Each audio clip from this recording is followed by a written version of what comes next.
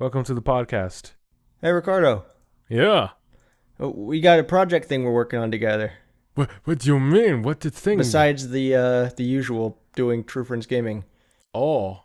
Your special day either happened or is going to, or actually no, by now it should have. Yeah, your birthday should have happened. Birthday. Yes. Yeah, we got some music stuff. What are we doing? Well, you might have heard of this one independent film. It's very unpopular, and it's not, loved by millions who Schindler's List. are into the... Yep. Thanks for spoiling it, dude. We're doing a cover of Nightmare Before Christmas. This is Halloween. Yeah, Nightmare Before Christmas is This Is Halloween. So many apostrophes, you don't even know how to fit it. Yeah. But, yep. Tim Burton's classic and Danny Elfman's Danny Elfman's Yeah. soundtrack, and Tim Burton didn't direct the movie, but okay. Wait, what the heck did he do then? What the heck? Why is his name above the title? Because it sold it. Oh, He was a true, producer. Right. Oh, right. I've heard about this. Yeah, that's right. Okay, yeah. Some of the like the original ideas of the look of the characters and stuff he's made in scratch paper and stuff. No, yeah, because his grotesque art style and all that. So, the cover, there's gonna be like a little tease, little bit of it. Gonna see a little bit of a nip slip over at the Raconius channel. Yeah, but then the full thing is gonna be on Jamming in my jammies. Yeah, because you jam while you're wearing nothing. I mean, jammies. Yep, it's the way I sleep. Nude. I'm sure we've mentioned jamming in my jammies before on this channel, but that's one of my other channels, but it's my music channel. Yeah. Here's a sample here from We Are Number One.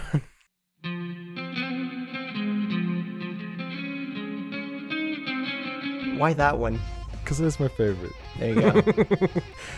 Because it's because knowing what the meme is, but then I don't know, the cover was good because it was yeah, this is like a metal version of that. It's that's what it would be. So that's why I like it. I don't know, I like it. But yeah. Well, because I did that one, like I said, out of podcast, is talking to you more. Originally as the whole, it's an April Fool's thing. I'm gonna do something stupid. I'll go with a meme or something. Mm-hmm. And I was like, well, the guy's got cancer. It's a really weird, rare version. Right. So it became a meme, kind of out of a charity. So I was like, I'm gonna do something and not just be like, oh, I'm playing a meme song. I'm actually gonna make something out of it. It's for it's part of that movement to help this dude. Yeah, exactly, and put a link, to it and try and, And even he's a good dude. He freaking goes out of his way to do things to help kids. So I was like, yeah, I gotta at least not just be stupid with a stupid cover. A cover that's, I'm trying, I act stupid. I guess I'm already kind of look stupid and I am stupid, but I'm acting more stupid. For the sake of being like, April Fool's, it's a joke. This time on camera. Yeah, exactly. Now you're physically getting to see me act more stupid than I am. But other than that, yeah, it's not even old stupid me. And I was just being like, okay, I'm gonna write this song into a way, arrange it where it's hopefully not destroying the original work and hopefully spreading some awareness. I think that's the hope with doing covers, but I don't want to ruin what it originally was. No, yeah, I agree. But, I mean, I guess there's some people, the people that go into covers of I'm covering every pop song, the top 10 list of pop songs and making them extreme death metal. Then they probably don't care if they destroy the old one. Right. Some might legitimately love it. I think this one guy did. I think he did Rap God, but in the style of different genres and something like that, including Eminem. 10 Second. Yeah, he's a talented dude. Anthony, I can't remember his last name. Very, very talented guy. Used to make Daniels. Guy his guitar teacher also very, very talented. Or not guitar, his vocal teacher. Oh, well, I don't know. No, I know. I've watched some of their things too.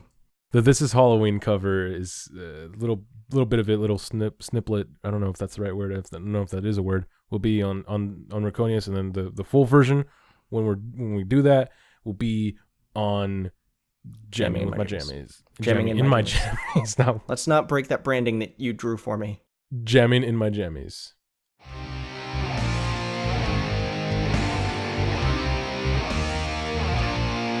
Well, Ricardo, we have a new format coming to TFG. Who is what? You? I'm kidding. There are a couple who's. That's right. 2 new who's, in fact. The 2 new who is the who's who down in within Whoville. the do, because make up a word and Dr. Sue. We'll sue you because you stole his thunder. So what we're gonna do is we're gonna have someone be sitting at the PC playing a game, and 2 other peeps in the back talking. We're all talking, and it's gonna be. Is that us how it's playing a always game. going to be, or is there going to be some other like multiplayer stuff too?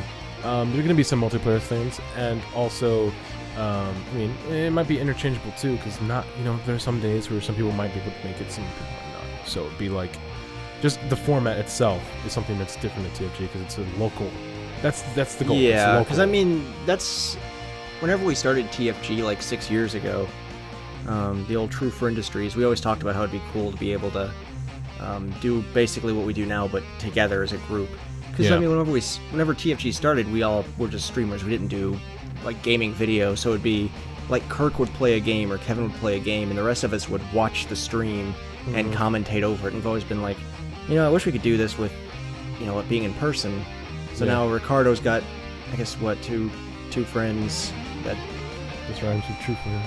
But, yeah. So there'll be some times where it'll probably just be like 2 of us, but but there will be days where it's all 3 of us and stuff, and it'll be a bit different than some other videos that exist on this channel where they won't be sitting on my lap. Yeah, that'll be the only difference. Shout out. Anyways, so to what? Never mind. So that'll be a thing. That'll be fun. Local multiplayer. Just local videos in general.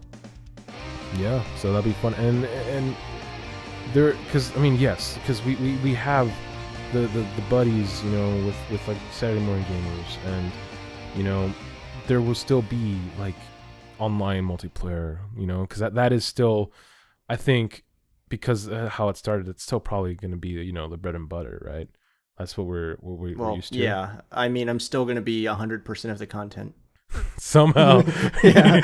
I'm just Jordan, edited that's why in. that's why I asked about like motion tracking, because then you're just gonna be your face on all of us the whole video.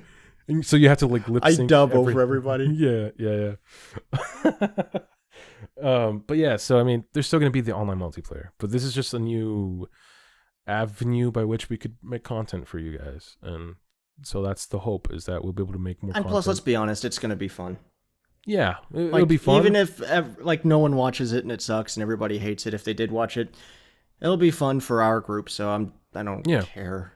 It's a format that I think it'll be fun to watch for everyone, including ourselves, and it'll also be fun to be in, because it's like when it's like the thing where that it was just a fail. It was just a terrible idea to have taken out split screen from Halo 5, right? Because Halo, that is like the core essence of it, is sitting down with people and being able to play the game.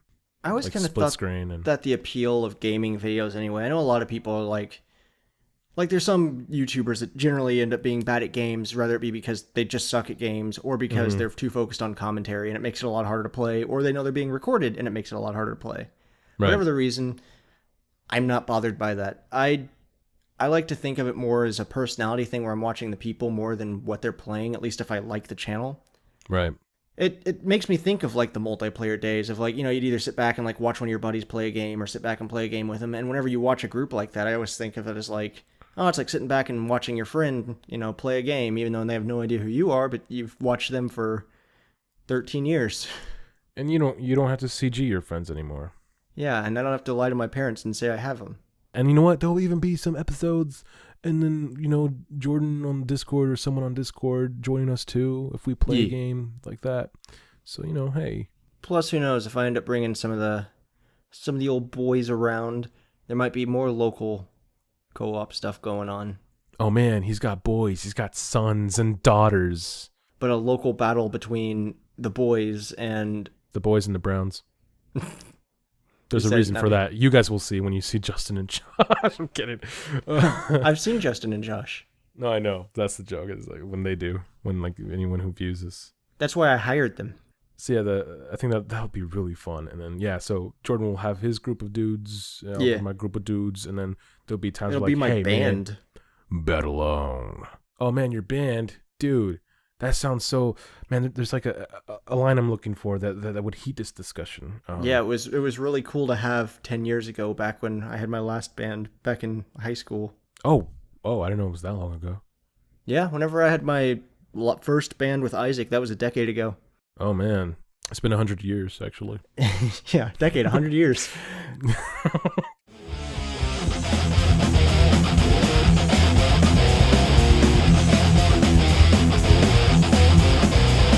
What I was talking about, what I was mentioning is because it's something I noticed. Because here in California, I go to the beach and all that, whatever.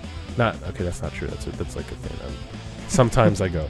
My point is Here that in California, people go to the beach. Not me. I'm unhealthy.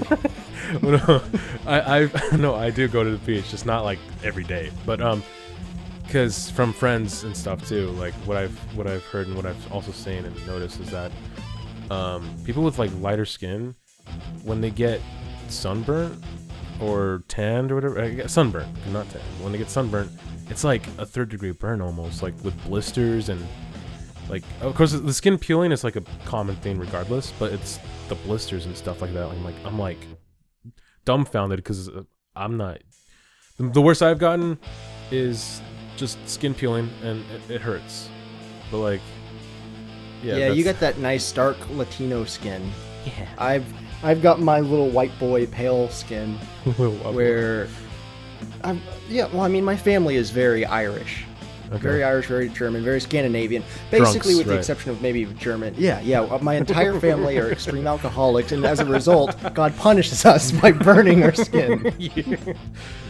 Hey, man. No, you could drink in moderation. No, so we're fairly pale for the most part. It's one of the reasons I dislike going to areas like Florida, because I burn really, really easily. So here in Indiana, the UV levels aren't as high. We have high humidity and high dew point and all that stuff, so it gets like hot here during the summers and stuff. Yeah. Which, that sucks. And it gets, the humidity and dew point stuff, so basically it feels like the world is literally sweating around you.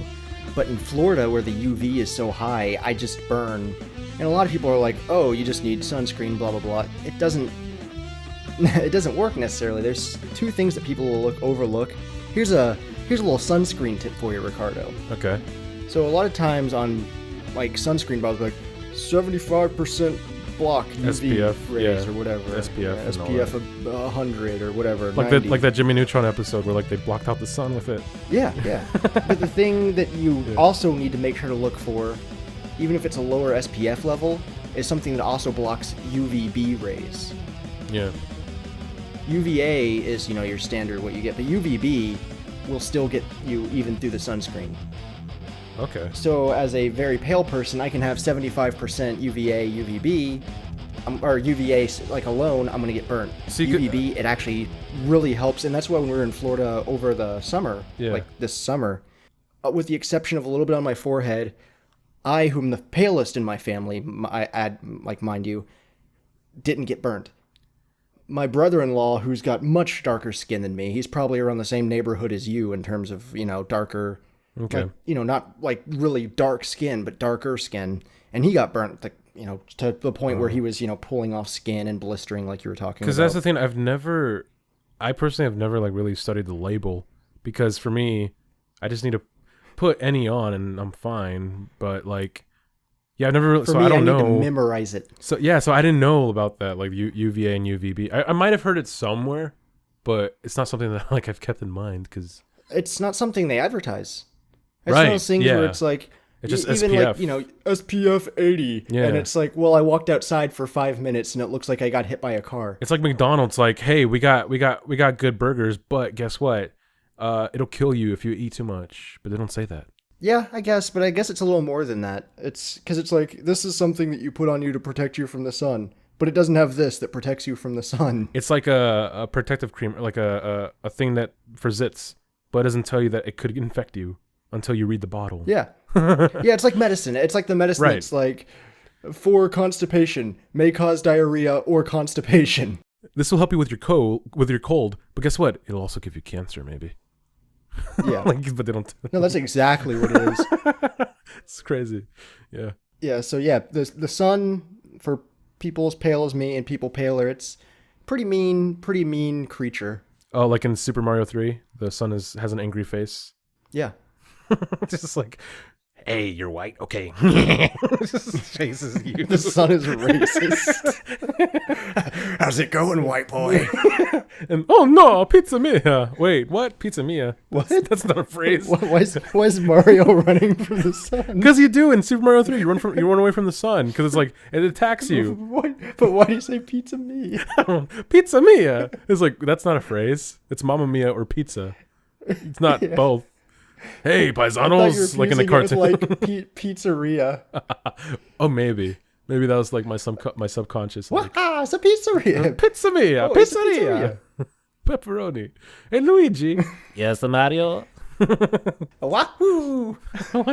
You wanted the pizza mia? No, I just wanted the sausage. It's like, okay, here's the pizza mia. Pizza you, pizza mia. Have you seen there's this okay. Walking Dead. I guess it's a meme, but Theory of a Dead Man. it's with no, Live it's in with, concert. Good, because no, I haven't. no, it's so it's Mario, and then it lists off these things like if you think you're cultural appropriating, but then you haven't met Mario because he's from Japan and he's Italian, but he looks like a Mexican, and then he talks like the stereotypical Italian. I don't know. It was this thing. I don't remember. I was probably just ruining that meme. In saying that, I've never met an Italian that sounds like that. Dude, never. The closest, because I know I met this guy. What's his name? Was his name Marco? I don't know. He had an accent, but not. It's kind of like talking to like I don't know who to compare it to, but it's but he It's doesn't like talking have to an Italian. super thick. I guess. Yeah. Well, yeah. And also I also grew up with a friend who's Italian.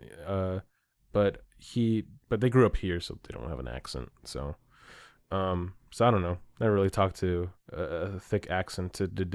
Just watch the Jersey Shore. That's an Italian accent, right? From Brooklyn. It's like, hey. Yeah. What? Brooklyn? No, they're from Jersey. Oh, from Jersey. Why would they be from Brooklyn? Jersey Shore. Brooklyn New Shore. York. No. Anyway. We're talking about something Italians. Oh, yeah. Ravioli is good. Tastes good. You know, it's weird because I always refer to her as my little sister, but technically she's older than most of you guys. I thought she was like my age. I mean, she's a year older, but yeah. Really? But it's just funny to think because, I don't know.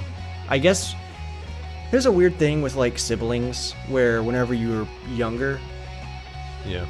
it's like, because you have an older brother, I'm sure you realize. And it's probably different though from What, that I got the third-party controller? Yeah. No, I was to say from the younger perspective, where it's like when I was in 5th grade, my sister was in 3rd grade or whatever. So I'd be like, oh, I can't hang out with people in that grade because you're in 3rd grade. You're all little kids, but we're big 5th graders. And there's like that feels like a giant gap between the two of you. But as you get older, that gap like decreases. I guess it's the same with like married couples. That definitely, and that's the thing on that. Like that, I think that's the thing that's really closed the gap is how like now I have a bunch of friends that are my age that are getting married. And so does he. So it's like, oh, wait, now it's weird. Like, what gap is there? And a lot of people, like Justin, I met him because he knew my brother. Because, like, where my brother works with, like, with the college and everything, like, that's how they knew each other. So that's how I met Justin, was through him. So it's like, yeah. And well, and like for me, it's like my little sister has 2 kids. And it's my little sister, so I don't think of her as... You have TFG. Yeah, and I have TFG. I have much more immature children to take care of. Like Alex. Alex is a special breed. Alex really is one of a kind. Like, you don't just... What? The choice of words. Well, you know what I mean? Though you don't really find another like Alex. Nope. Like, whatever Alex is Alex. Yeah, I don't know, dude. Like, at first I thought like I was able to pinpoint him, but then all of a sudden it's like, no, no, I can't. I seriously don't think I know anyone that I could compare him to. No, that yeah, I I might have can't. known before. That's weird. He's good dude though. you know, Funny as crap. yeah. Like he just like doesn't pay no mind. He's like, oh yeah, I found this one thing, SpongeBob. I just found it. It's like, Alex, you do know that means that someone in there, like, Yeah, it's like, Alex, you know that's a vibrator, right? What? Alex, turn it off, please. What? And then, you know, we go to D&D. We're all like, you know, in these characters in this fantasy world, you know, high fantasy and everything. All of a sudden, I am Darth Vader. And even stuff like, you know, you guys are on the way to Njorn? yeah, there we go. Njorn. Yeah. You're on the way to Njorn, and then yeah, Kirk's like, is there something I could do with Darth Vader if I have class or something? Do like a history check? He's like, oh yeah, just search Wikipedia. Yeah. It's just a meme. The Wikipedia it's like, article. yeah, it's obvious. Just look on Wikipedia. You'll know all about Darth Vader. Yeah, yeah. And then his army of children, and then he discovered baseball. And, Yeah. yeah. He invented it. Oh yeah, he invented it in Starbucks.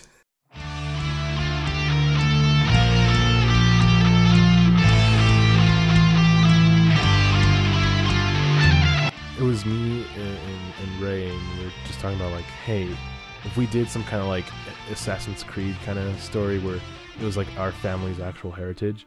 I went ahead and like looked up our family's histories and stuff, and all the way back to Spain. The Basque country is where we're from originally. Both sides of my family actually, Basque country, and like the names, like last names, meanings and stuff. It's like what is it? It's like Flowing Valley and stuff like that, and like the crests and stuff is like, oh man. And I'm started thinking. And what's cool about that is like one of those things where you're thinking of this idea for a story, and then if you fall asleep, then you actually dream about it. So I had like this whole like plot going on in Assassin's Creed. Then like my ancestor went to like Italy and met up with Ezio and then stuff like that. It was like, what? I don't know. So I had an ancestor who was an assassin. It was John Wilkes Booth. It was. He's my dad. No. The only reason he broke his leg when he jumped on the stage is because he missed the haystack. Yeah. John Wilkes Booth. Eagle dive right into the stage floor. He took the shot, ran to the edge of the balcony, and a freaking falcon flew over. And he's like, put his arms out and smashed through the wooden floor.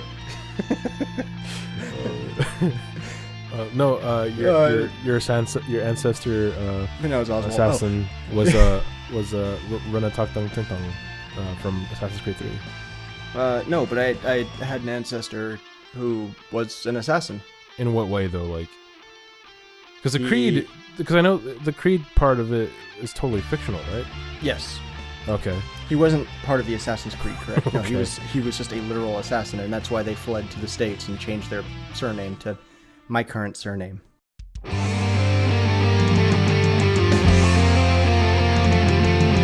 So, Ricardo, we recently watched the Nintendo, direct press conference thing. We did. We did. And actually, there's a whole podcast about that in there over on your channel. Yep. So, on my channel, Quick Blood, we did a live stream while we watched the direct. The video kind of got, frozen in some areas once the actual direct started. But the audio is clear, so you could go in and you could listen in as if it were a podcast, you know? And essentially it is. Yeah, it's, I think, unlisted, isn't it? Isn't it just the playlist? Well, now after I thought about it, I made it public again, so now it's on my channel. You can just find it there. Plus, it is in the playlist with all the other live streams. So, yeah. Yeah, it was, in terms of, I guess, a conference, there's a lot of stuff there that I know will excite people, but for me, it wasn't really anything spectacular. Nothing that would really sell the Switch for me. I think for me, there were already games that I was interested in for the Switch anyway. So for me, it was just finding out more about those, and then discovering a new one that I was dumbfounded. I was really surprised, and I'm interested in it a lot. Was Project Octopath Traveler. I remember the name now because I looked it up afterwards. And because the way that this game is set up is has some pretty cool aesthetics, so I think that's the main draw for me, because for me it's a JRPG, traditional with turn-based combat. I've never really been a fan of that, but I think the aesthetic just drew me in because I really liked the way that they were going with it. It's from the developers who made Bravely Default, which also was Okay. like acclaimed by both fans and critics and whatever. So this game is just, you know, a traditional JRPG, like a medieval kind of setting. 2D sprites, and then the environment, they're 3D rendered. yeah, they're rendered in 3D, but the textures are 16-bit. So it looks like you're playing a 16-bit like video game that's like a video game equivalent of like a pop-up book, and it has like the draw distance and like fog and whatnot for different environments, and it looks interesting. So that's the main draw for me. Aesthetically, it's pleasing. Yeah. Other than that, for me, nothing spectacular. Yeah, I mean it's just got, it still has a turn-based combat, but they also have like this just this battle system that's still simplistic in comparison to like any of the classics. So it's like, for me, I think it's something that I would get into and like, you know, figure it out. Like, I don't mind, because I'm curious on the aesthetic. But, yeah. The game that still surprises me the most that I like it is Mario and Rabbids and fighting each other, Excelsior 3000 or whatever it's called. Mario plus Rabbids. Mario plus Rabbids. Mad- I know it though. I'm gonna say it. Go ahead. I was just saying what I knew. Go ahead. Okay. Mario plus Rabbids. Dang it. Battle Kingdom? Dang it. I don't know. Is it? And Something like Mario Land. Well, Mario- the thing is, because that's a game, I love tactics games. Kingdom Battle. Tactics are Got it. Sure. Tactics type games are easily my favorite. XCOM, one of my all-time favorite games. The old PS1 versions, the new ones on the PC, I love them all. Yeah. Mario and Rabbids, the idea sounded dumb to me, like it did for most people. But then they showed it at E3, and people thought it was awesome. I still wasn't sold. The game came out, you know, people were like, oh man, I'm going to get it. I watched it, pleasantly surprised. Cool game. I would totally play the crap out of that. Very, very fluid movement. The overworld type stuff I might not be as much into, because it's a lot of puzzle-based stuff, and sometimes those are just kind of...